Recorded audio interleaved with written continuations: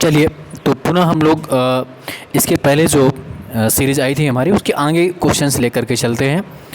तो पिछले question discuss किए थे, उसके आगे क्वेश्चन डिस्कस करेंगे हम लोग। और जो जीएस के महत्वपूर्ण क्वेश्चंस की हमारी श्रृंखला चल रही है किसी भी एग्जाम्स के लिए, Rajasthan PCS, Uttarakhand RO PCS, UP PCS, उन सभी के तहत ये जो क्वेश्चंस हैं हमारे, वो बहुत महत्वपूर्ण है आपके लिए और किसी भी एग्ज़ाम्स के लिए।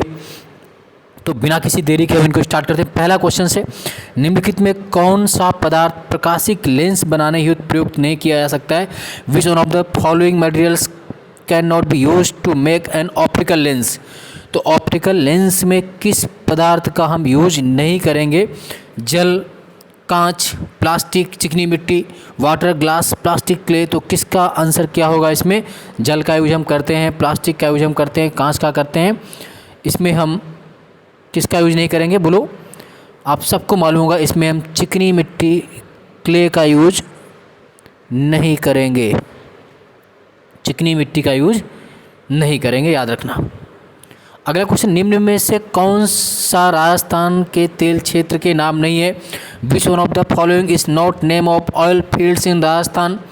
ऐश्वर्या, सरस्वती, रागेश्वरी, लक्ष्मी। तो कौन सा राजस्थान का ऑयल फील्ड नहीं है?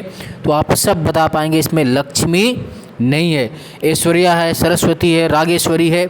इसके अलावा वागेश्वरी अगर क्वेश्चन आ जाए तो वागेश्वरी भी है।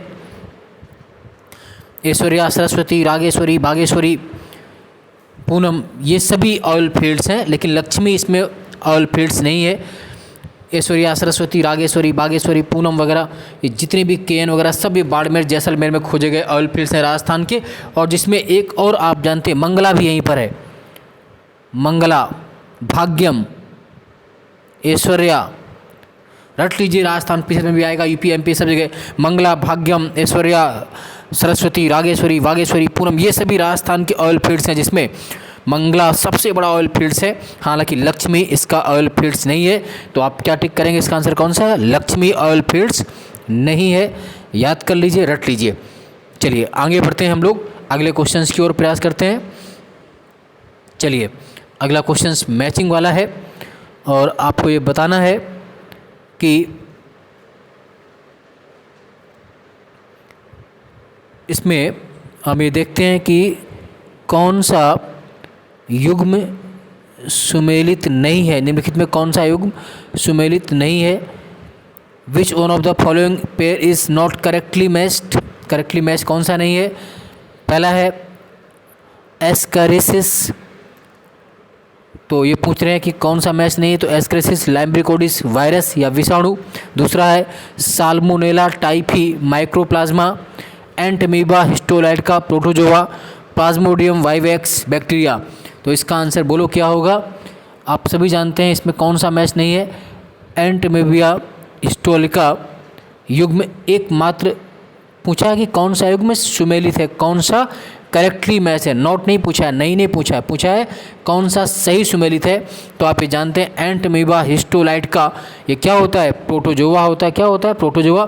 तो इसका थर्ड वाला आंसर ही सही है, यही करेक्टली मैच है, बाकी सभी करेक्टली मैच नहीं है। याद रखिएगा, ये क्वेश्चन साइंस का बहुत महत्वपूर्ण क्वेश्चन है, गलत नहीं करना है। चलिए आगे बढ़ लेते हैं हम लोग। निम्नलिखित में कौन सा कथन सत्य है? Which one of the following statement is correct? श्वेताणु केंद्रक रहित होते हैं, वृद्ध व क्षतिग्रस्त लाल रुधिर कणिकाएं प्लीहा में नष्ट होती हैं, बिंबाणु का उत्पादन यकृत में होता है, अकणवीय श्वेत कोशिकाएं हिस्टामिन, सोरोटिन एवं हेपरिन स्रावित करती हैं। क्या आंसर होगा इसका? कौन सा कथन सत्य है? तो इसका आंसर हो जाएगा सेकंड वाला सही है। कौन सा? सेकंड। वृद्ध व क्षतिग्रस्त लाल रुधिर कणिकाएं प्लीहा में नष्ट होती हैं। Old and damage erythrocyte are destroyed in spleen. वैसे भी आप जानते हैं आरबीसी जो होती हैं वो प्लीहा में नष्ट होती हैं, है ना। वो कहते हैं ना कि आरबीसी का जो मरने का स्थान कहाँ होता है? प्लीहा। प्लीहा में आरबीसी नष्ट हो जाती है, समाप्त हो जाती है। आरबीसी है ना, जो आपका रेड ब्लड सेल्स होती हैं वो आपका प्लीहा में नष्ट होती है। टिक कर लीजिए, बहुत महत्वपूर्ण क्वेश्चन है। चलिए आगे बढ़ लेते हैं हम लोग। ये भी अच्छा क्वेश्चन है, महत्वपूर्ण क्वेश्चन है। हवा में परासरंग तरंगों की चाल, the speed of ultrasonic waves in air is, हवा में श्रव्य तरंगों की चाल से बहुत कम होती है, हवा में श्रव्य तरंगों की चाल से बहुत अधिक होती है, हवा में प्रकाश तरंगों की चाल से अधिक होती है, हवा में श्रव्य ध्वनि तरंगों की चाल के समान होती है। तो इसका आंसर क्या होगा, क्या सही होगा? इसका आंसर सही है चौथा, हवा में श्रव्य ध्वनि तरंगों की चाल के समान होती है, same as that of audible sound waves in air. That is right answer 54 का ये 4 आंसर होगा। आगे चलिए बढ़ लेते हैं हम लोग। चलिए ये भी बहुत महत्वपूर्ण क्वेश्चंस हैं और आने की संभावना बहुत ज़्यादा इन क्वेश्चंस की है। भारत के द्वारा विकसित किया गया सबसे बड़ा उपग्रह प्रमोचक वाहन है, which is the largest satellite launch vehicle developed by India. तो भारत के द्वारा सबसे बड़ा इसमें से कौन सा है? GSLV MK second, GSLV 1, PSLV CA, PSLV XL, सब जानते हैं। GSLV MK सेकेंड, ये जो मार्क 1 है जिसे बाहुबली भी कहा गया, GSLV MK सेकेंड भारत द्वारा विकसित किया गया सबसे बड़ा उपग्रह प्रमोचक यान है। The largest satellite launch vehicle GSLV Mark 2 MK2, रट लीजिए, महत्वपूर्ण क्वेश्चन है, इसके आने की संभावना बहुत ज़्यादा। अगला क्वेश्चन, ये भी बहुत क्वेश्चन इंपॉर्टेंट है, करंट का क्वेश्चन भी है। राष्ट्रीय डिजिटल संचार नीति 2018 के अनुसार निम्नलिखित में कौन सा नेशनल ब्रॉडबैंड मिशन राष्ट्रीय ब्रॉडबैंड अभियान का भाग नहीं है? According to the national digital communication policy 2018, which of the following is not a part of national broadband mission, राष्ट्रीय ब्रॉडबैंड मिशन का कौन सा भाग नहीं है? तो आप बताइए इसमें कौन सा भाग नहीं? आप सब जानते हैं, भारत नेट है, ग्राम नेट है, नगर नेट है, तो फिर कौन सा बचता है? एक ही ऑप्शन, यानी कि इसका आंसर क्या है? जनता नेट, ये इसका भाग नहीं है। तो जनता नेट इसका पार्ट नहीं है। भारत नेट, नगर नेट, ग्राम नेट, ये सभी इसके पार्ट हैं। चलिए अगला क्वेश्चन ले लेते हैं 58 नंबर।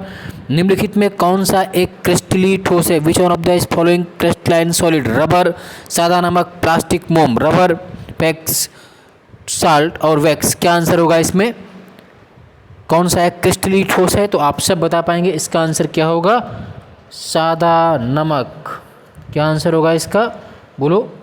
इसमें आंसर आएगा आपका सादा नमक जो है वो इसका आंसर हो जाएगा, वो क्रिस्टलीय ठोस का पार्ट नहीं है। चलिए अगला क्वेश्चन, निम्नलिखित में कौन सा तत्व युग्म वायुमंडलीय दाब एवं 25 डिग्री सेंटीग्रेड ताप पर द्रव अवस्था में रहता है?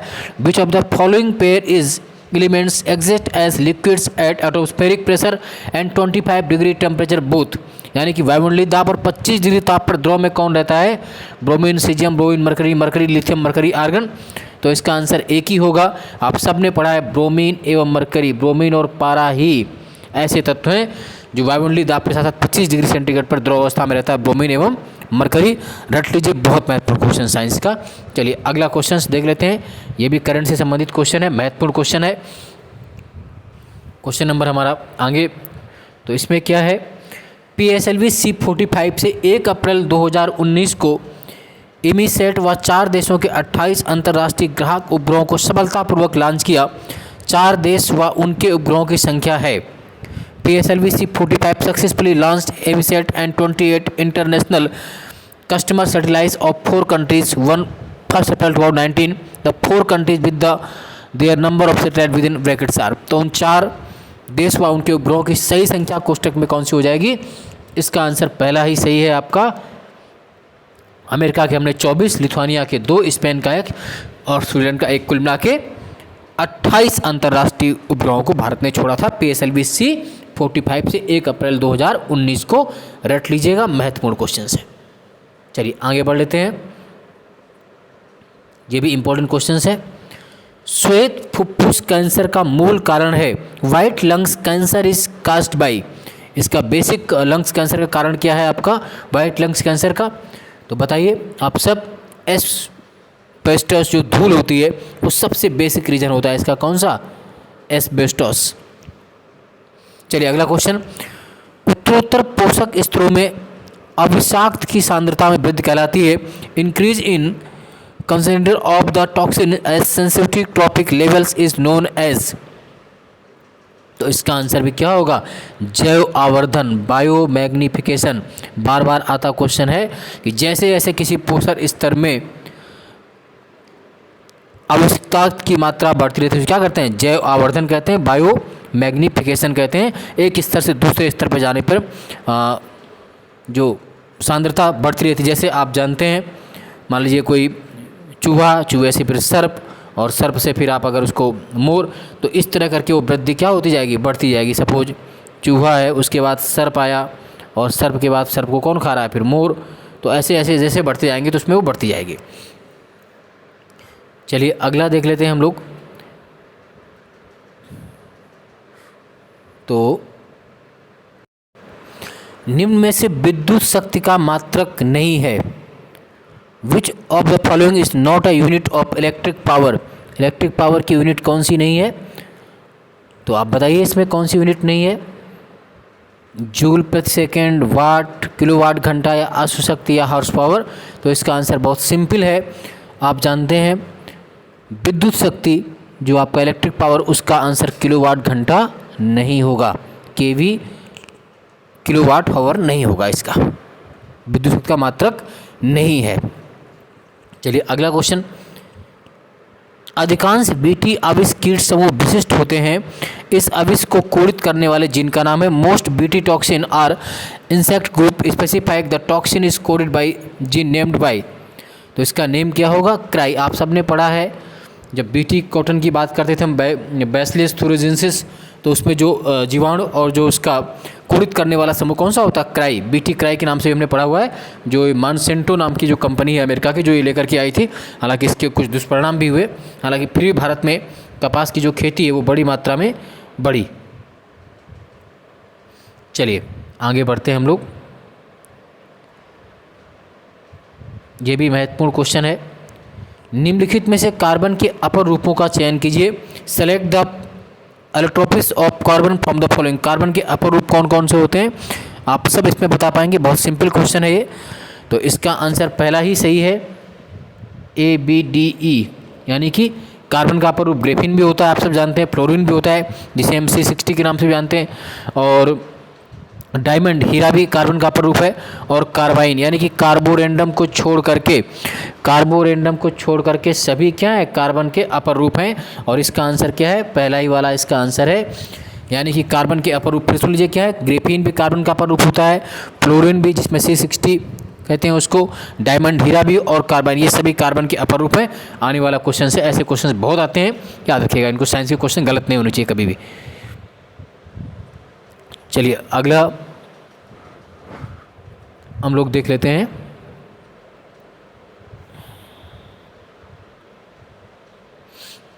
क्वेश्चन है कि निम्नलिखित में कौन सा एक अम्लीय लवण है। Which one of the following is an acidic salt. Sodium chloride, sodium carbonate, ammonium chloride, एक ही आंसर है इसका। तो आंसर नंबर इसका थर्ड सही है, अमोनियम क्लोराइड। पदार्थ की चौथी अवस्था माना जाना संदर्भित है। The so called fourth state of matter is. शुष्क बर्फ से, LPG से, पारे से, प्लाज्मा से। तो बहुत सिंपल आंसर है इसका, तो सीधी सी बात है, इसका आंसर क्या होगा, फोर्थ आंसर हो जाएगा, प्लाज्मा। बाकी तीन आप जानते हैं, हम पढ़ते हैं ना, ठोस, द्रव और गैस। तो चौथी अवस्था कौन सी हो गई, प्लाज्मा। चलिए अगला क्वेश्चन ले लेते हैं। ये भी महत्वपूर्ण क्वेश्चन है, आया हुआ क्वेश्चन है। प्राकृतिक रबर बहुलक है। Natural rubber is polymer. आप सब जानते हैं इसका आंसर क्या होगा, एक ही ऑप्शन में दिख रहा है, एथाइलाइन, आइसोप्रीन, स्टायरीन, विनाइल क्लोराइड। सीधा सा आंसर है बिना आइसोप्रीन। जो प्राकृतिक रबर किसका पॉलीमर होता है, किसका बहुलक होता है, तो आइसोप्रीन इसका आंसर। क्या करेंगे, आइसोप्रीन। टिक कर लीजिए इसको। चलिए अगला क्वेश्चन मैचिंग वाला देख लीजिए, बहुत महत्वपूर्ण क्वेश्चन है। Match list A with list second and select the correct answer be using the code given below. सूची 1 को सूची 2 सम्मिलित करना है और सही उत्तर का चयन करना है। पावागढ़ सौर पार्क कहाँ पर है, चरंका सौर पार्क, भंडला सौर पार्क, कामथी सौर पार्क, ये जितने भी सोलर पार्क हैं उनकी बात करें। चलिए तो मिलाते हैं इसको, हम लोग देखते हैं क्या आंसर इसका हो सकता है। तो हम लोग इस कोड पर देख लेते हैं अब आकर के। तो अगर पावागढ़ सौर पार्क की बात करें तो पावागढ़ नाम आपने सुना है, और ये कहाँ पर है ये आप बता पाएंगे? तो इसका आंसर जो होगा वो आपका चौथा वाला आंसर सही है। कौन सा? चौथा। मिला लीजिए। पावागढ़ सौर पार्क कहाँ पर है? कर्नाटक में है। कर्नाटक में। कहाँ पर है? कर्नाटक में। चरंका आप जानते हैं, चरंका का नाम सुना होगा, गुजरात। चरंका गुजरात।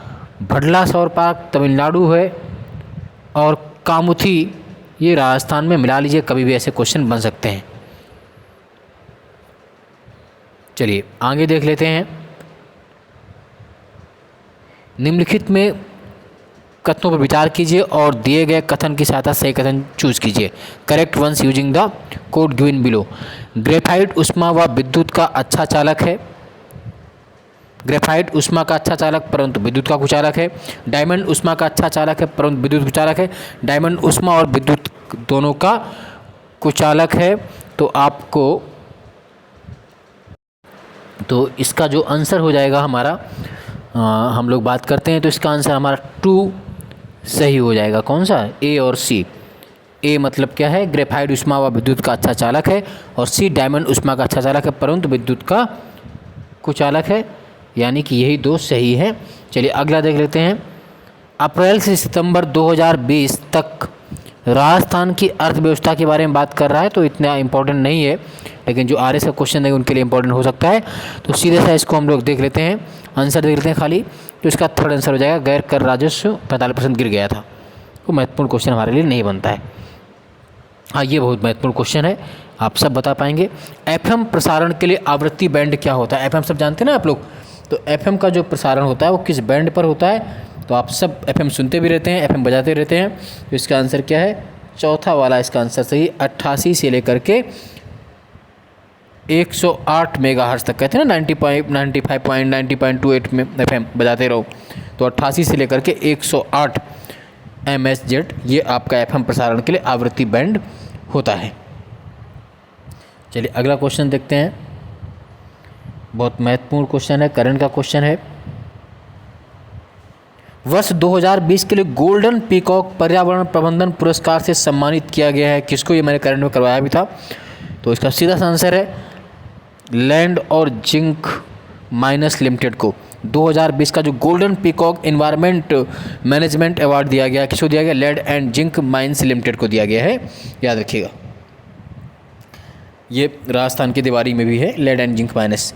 अगला क्वेश्चन है, किशनबाग एक नवनिर्मित रेगिस्तान पार्क है, ये कहाँ पर है? तो राजस्थान में है। ये राजस्थान की कहाँ पर है? जयपुर में है।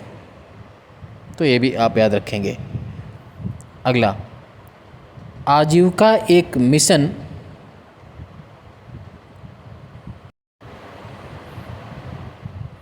आजीविका पर एक मिशन की स्थापना करने वाला भारत का पहला राज्य है। The first state in India to establish mission on livelihoods.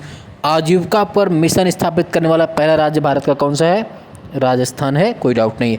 अगला महत्वपूर्ण क्वेश्चन है, पराक्रम दिवस किसकी स्मृति में मनाया जाता है? तो पराक्रम दिवस is celebrated in the memory of, आप सब जानते हैं, सुभाष चंद्र बोस। किसकी स्मृति में? सुभाष चंद्र बोस। कौन सी तारीख को इनका जन्म दिवस होता है?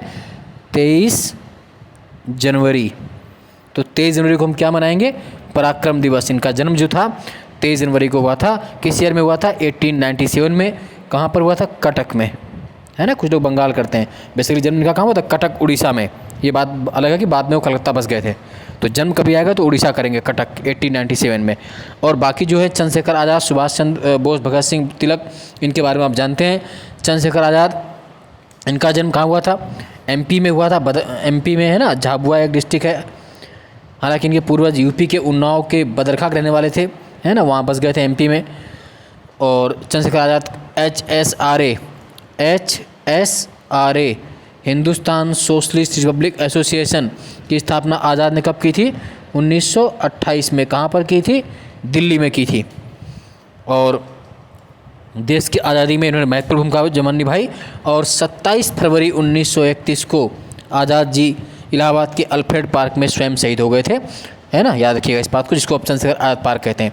और भगत सिंह को भी आप जानते हैं HSRA और HRA के महत्वपूर्ण मेंबर्स भगत सिंह, जिन्हें हम शहीद आजम के नाम से जानते हैं भगत सिंह को।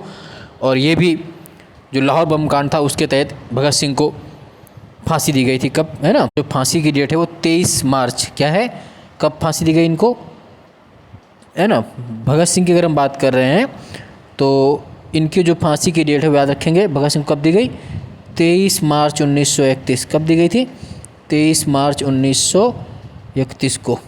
हालांकि 5 मार्च को गांधी इरविन पैक्ट हुआ था, तो भगत सिंह 23 मार्च 1931 को शहीद हुए थे। और बाल गंगाधर तिलक के बारे में आप जानते हैं, ये महान स्वतंत्रता संग्राम सेनानी थे, गर्म दल के नेता थे, जिसे कहते हैं ना लाल बाल पाल, तो बाल गंगाधर तिलक थे, लाल लाजपत राय, बाल भीमचंद्र पाल, तो तिलक गांधी जी के अग्रगामी भी थे।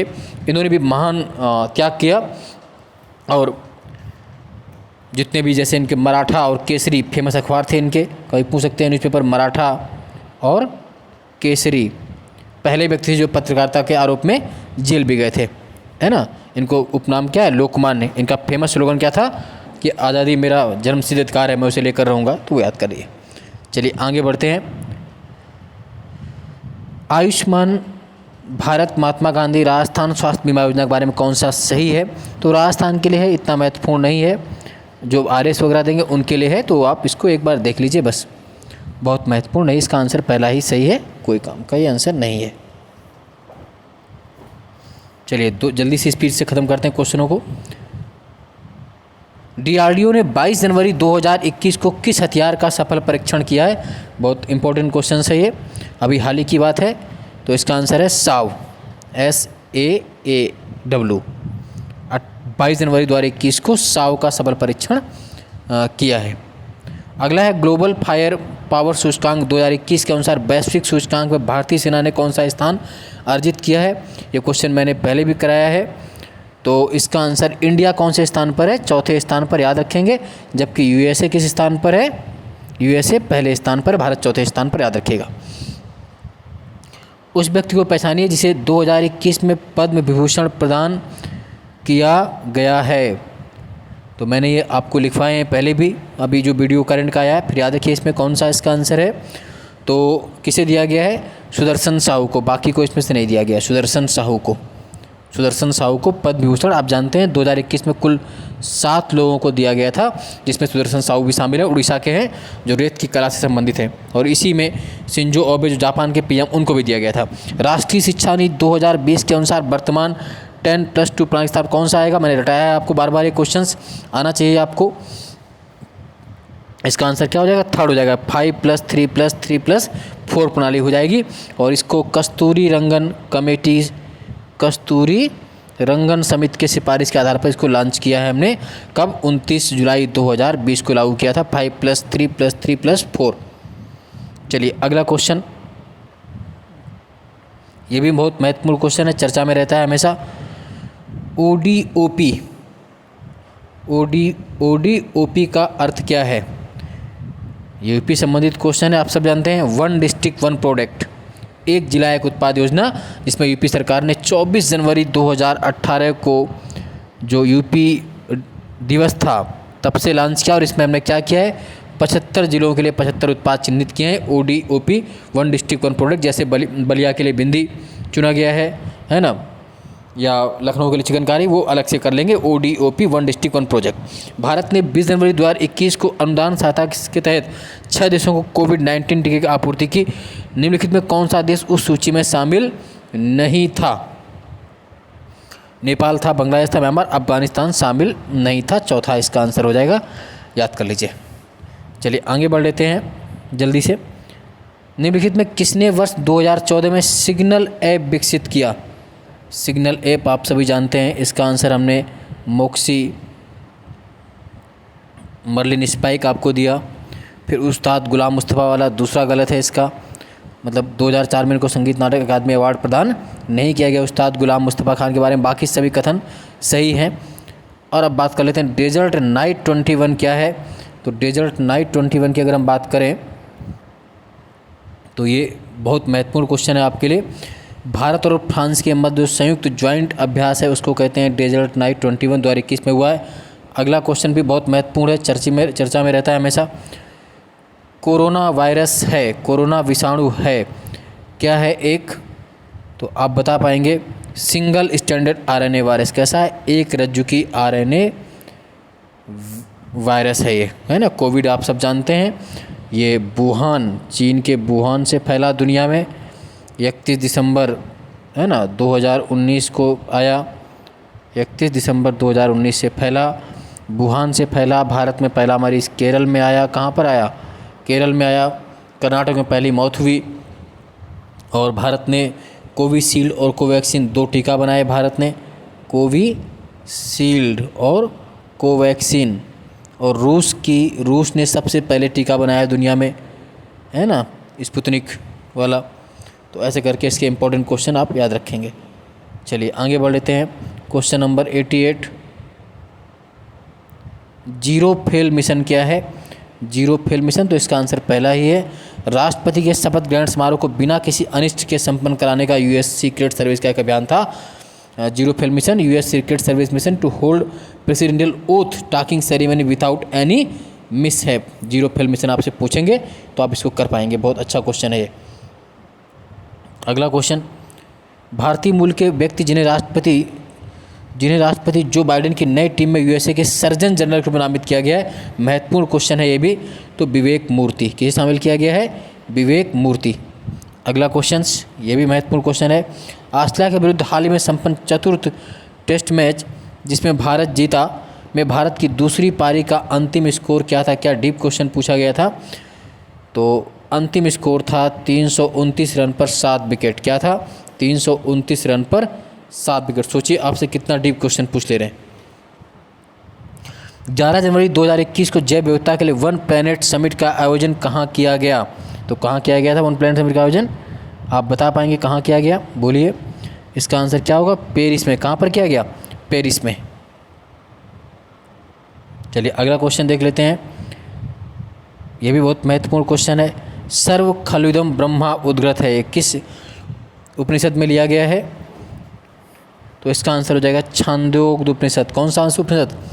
छांदोग्य उपनिषद से लिया गया है ना। कठोर उपनिषद में आप जानते हैं यम नचिकेता संवाद है। कठोर उपनिषद क्या है? यम और नचिकेता संवाद है इसमें। और बृहदारण्यक में गार्गी याज्ञवल्क संवाद है। बृहदारण्यक में राजा जनक के समय गार्गी याज्ञवल्क संवाद का उल्लेख है। कठोर उपनिषद यम नचिकेता है ना। या इसको भी याद रखेंगे।